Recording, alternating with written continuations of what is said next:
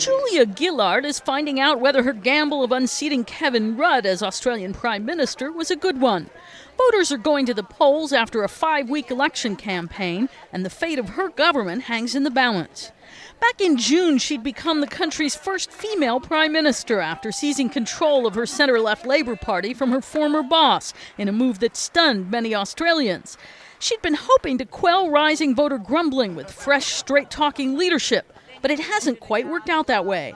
Instead, Conservative opposition leader Tony Abbott, once considered too much of a loose cannon to run the country, has made the election contest one of the closest in decades. He's been trying to play on uneasiness over Labor's leadership coup.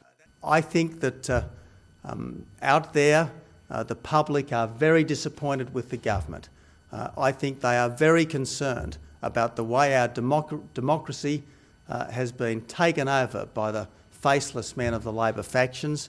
Gillard, on the other hand, has been positioning herself as a known quantity and a safe pair of hands, hoping that will influence Australians as they make their choice at the ballot box. They can endorse my positive plan for the future and my investments in health and education and building the national broadband network, or they can endorse Mr Abbott with all of the risks that brings. There is another factor.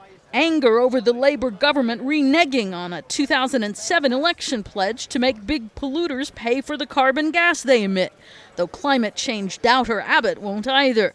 Still, the contest is so close it's been tough to call. Elections analyst Anthony Green. Well, all the polls are showing a narrow Labor majority, 51, 52, that's about it. Now, they're all within a margin of error of 50% anyway, plus you've always got the difficulty of turning votes into seats. But Gillard does have one special player in her corner. Dirty Harry, the crocodile who'd correctly predicted the winner of the Soccer World Cup, has made the incumbent Prime Minister his pick to come out on top in the snap Australian election. Karen Sloan, The Associated Press.